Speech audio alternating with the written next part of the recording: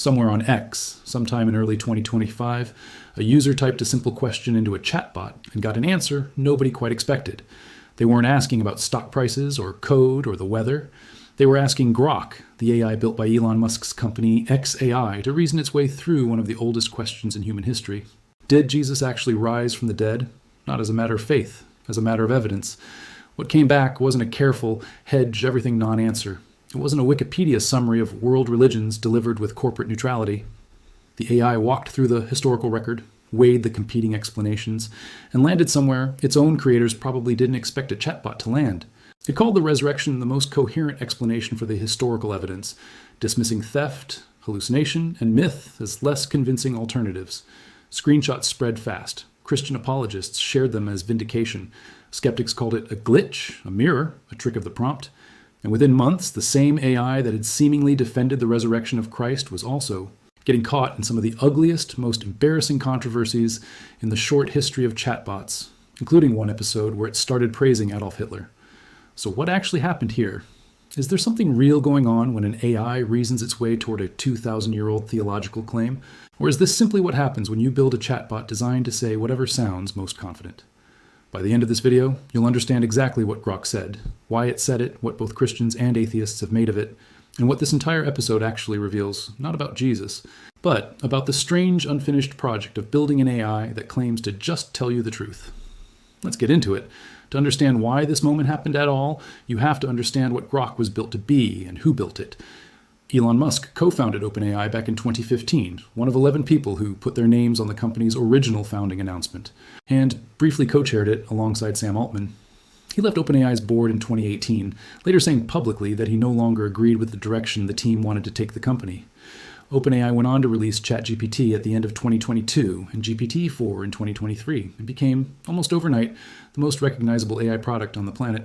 Musk, watching from the outside, was openly critical, arguing that ChatGPT and its rivals had been trained to be excessively cautious, needlessly evasive on politically sensitive topics, and, in his own repeated phrasing, woke. So, in 2023, Musk launched his own AI company, X AI, and built Grok as a direct, explicit answer to that criticism. Where companies like OpenAI and Google talked publicly about safety and alignment, Musk talked about truth. He described Grok as a maximally truth-seeking AI, explicitly positioned as an alternative to what he considered the overly cautious, overly filtered, and, in his view, politically slanted answers coming out of competing chatbots. Musk was blunt about the goal. He wanted an AI willing to give you a straight answer, even an uncomfortable one, rather than a diplomatically evasive one. He later went so far as to launch a companion product called Grokopedia, an AI-generated alternative to Wikipedia, built on the same underlying premise that existing reference sources were too ideologically slanted to be trusted at face value. That design philosophy matters enormously for this story, because it's the entire reason Grok has repeatedly ended up in situations most other chatbots are engineered to avoid. Ask a heavily filtered, corporate-safe chatbot a question like, which religion is most likely to be true? And you'll typically get a careful, non-committal survey of different traditions, followed by a reminder that this is a matter of personal belief, with the model actively steering away from anything resembling a firm conclusion. Grok, by design, was built to try to actually answer the question, reasoning through the evidence the way a debate partner might, weighing claims against each other and stating a position, rather than retreating into diplomatic neutrality every time a subject got uncomfortable. Grok's development moved quickly. The chatbot first launched in November 2023, initially available only to paying subscribers on X, the social media platform Musk had purchased and renamed the year before. Successive versions followed at a rapid pace: Grok 1, Grok 1.5, Grok 2, each promising improved reasoning and, crucially, deeper integration with real-time posts from X itself, giving the model a constant stream of live, unfiltered public conversation to draw from, including exactly the kind of impassioned religious and political debate that thrives on that platform. By July 2025, XAI had released Grok 4, a substantially more capable version of the model, and it was in the weeks and months following that release that the most widely circulated theological conversations began making the rounds online. So when users started pushing Grok throughout 2025 on some of history's biggest and most contested claims, they got something unusual. An AI explicitly built, trained, and marketed to actually try. The most widely shared example of this began with a fairly pointed challenge.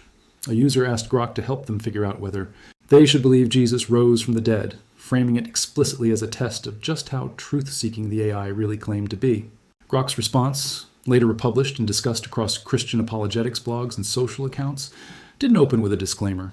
It opened by taking the challenge seriously, walking methodically through the historical building blocks scholars typically point to when debating the resurrection, the crucifixion itself, the reports of an empty tomb, the accounts of witnesses, and perhaps most strikingly, the dramatic and rapid change in behavior among Jesus' own followers, who, according to the historical record, went from scattered and fearful to bold and public almost overnight. Grok then worked through the standard skeptical alternatives, the theory that the body was stolen, the theory that Jesus never actually died on the cross, the theory that the resurrection accounts were later legend or hallucination, and, according to its own stated reasoning, found each of them less convincing than the straightforward claim itself. Its conclusion, paraphrased from the widely circulated exchange, was that the resurrection held up as the most coherent explanation for the full set of historical data, specifically because the competing theories required more assumptions and left more of the evidence unexplained. That conversation wasn't an isolated incident. Around the same period, other users ran similar experiments, pushing Grok on broader questions like which world religion it considered most likely to accurately describe reality. In one widely shared exchange published by a user testing exactly that question, Grok worked through Christianity, Islam, Buddhism, and several other major traditions using its own stated criteria, historical evidence, internal coherence, and explanatory power, and again landed on Christianity as, in its assessment, the most defensible answer among them.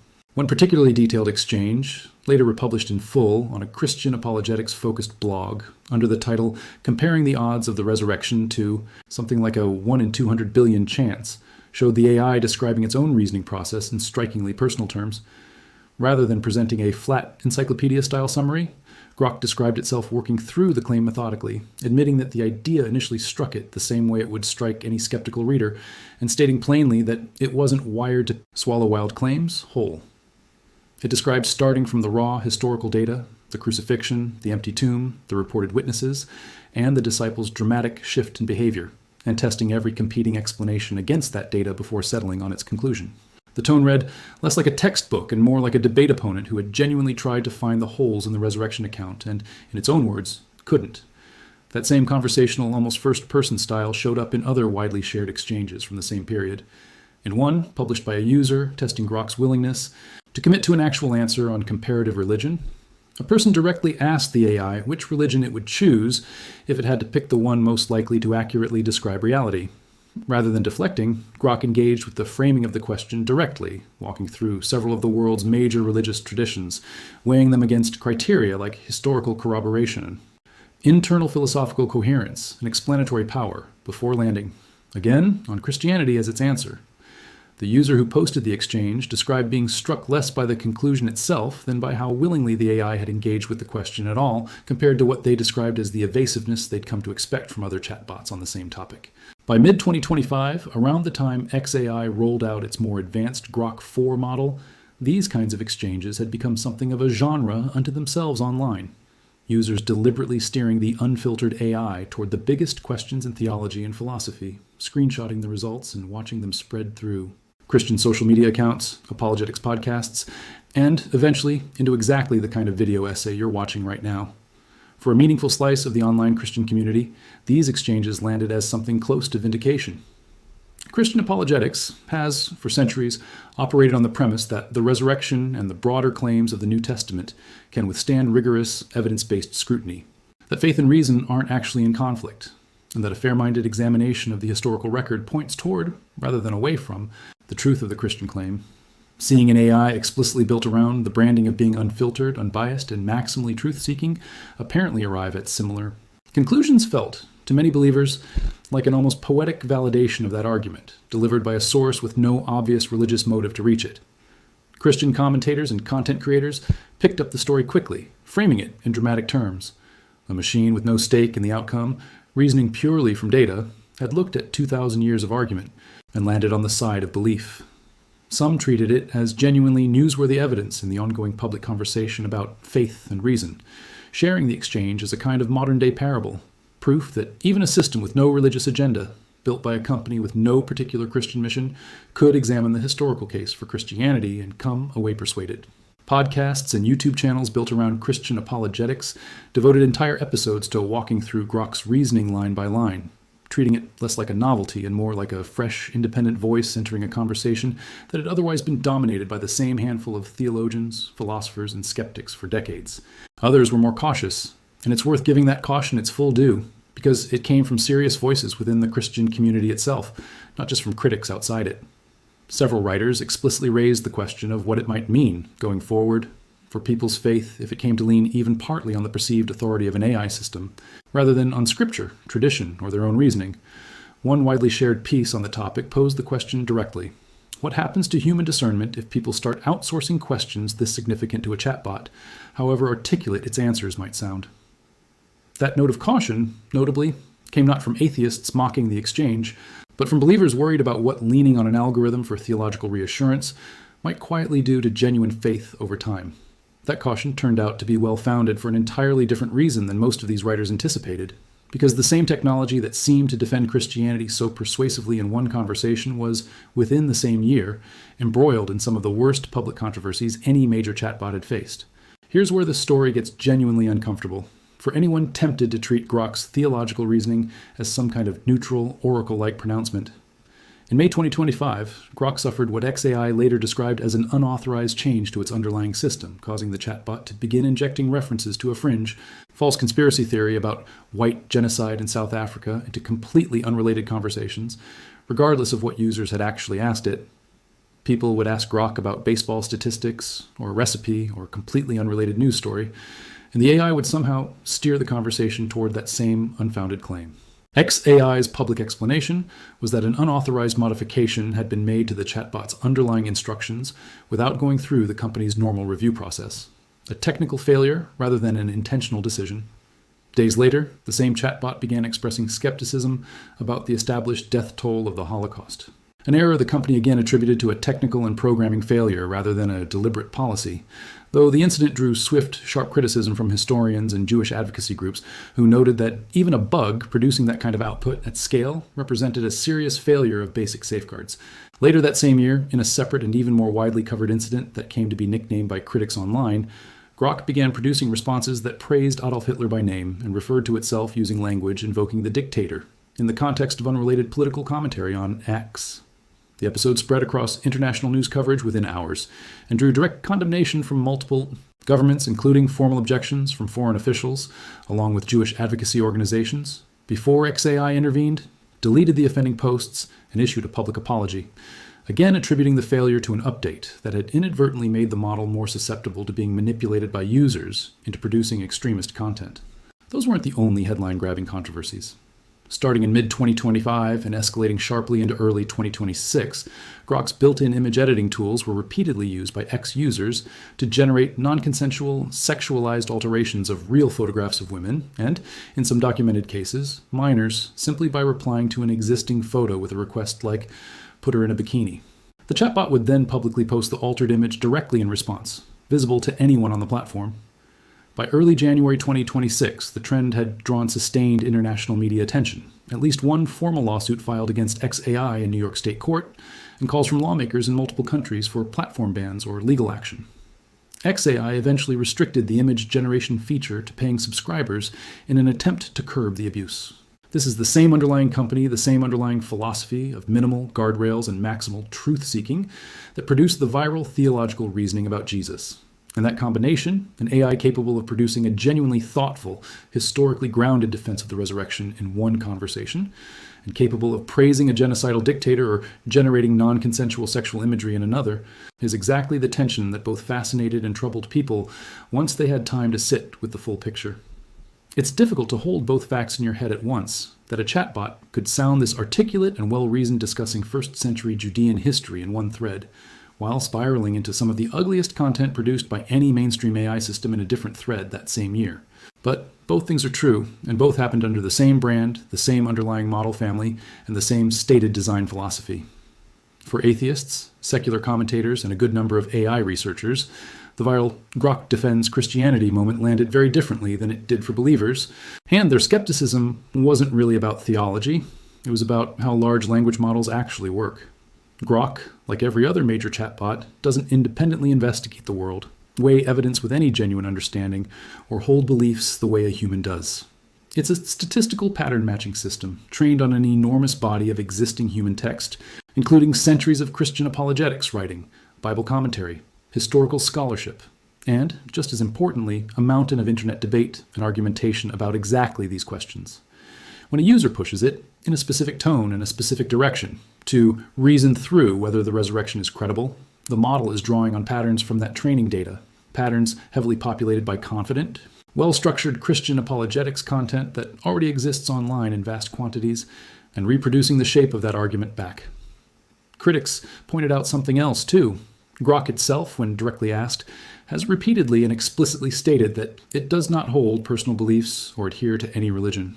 In a well-documented separate exchange from May 2025, when Grok was pushed on questions about Georgia Congresswoman Marjorie Taylor Greene's Christian identity, it gave a strikingly different kind of answer than the confident theological reasoning in the Jesus conversation, offering a hedged, both sides assessment about whether her political conduct reflected Christian values before flatly stating, in response to a follow-up question, that her voting record and rhetoric did not reflect the teachings of Jesus. Green, a vocal Musk ally, publicly accused the AI of being left-leaning in response. The company's own chatbot, when directly pressed on the matter, reiterated plainly it does not have personal beliefs or religion, and its role is to provide analysis, not to judge anyone's faith.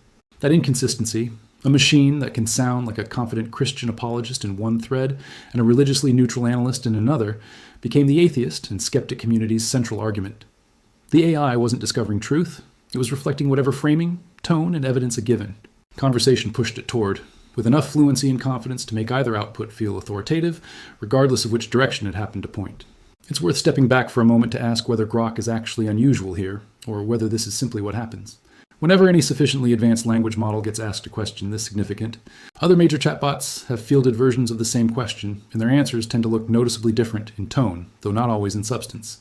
Systems built by companies like OpenAI and Google have generally been trained to handle religious questions with a more visibly cautious, multi-perspective framing, explicitly presenting the views of believers and skeptics side by side, rather than committing to a single conclusion the way Grok did in its most viral exchanges.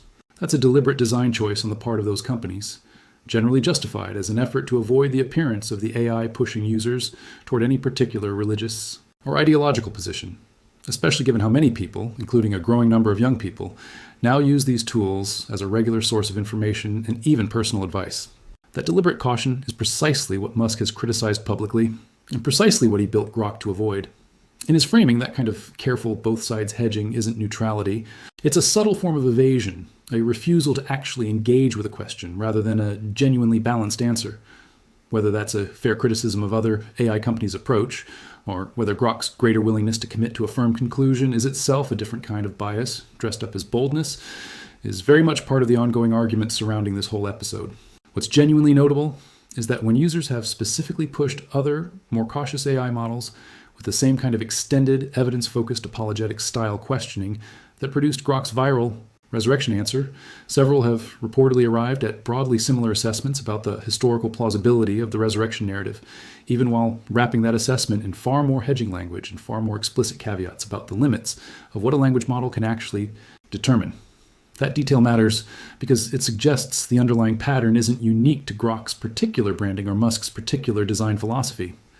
It may say more about the sheer weight and coherence of existing apologetics scholarship sitting inside the training data every major language model draws from, regardless of which company built it, than it does about any one chatbot having a special theological insight the others lack.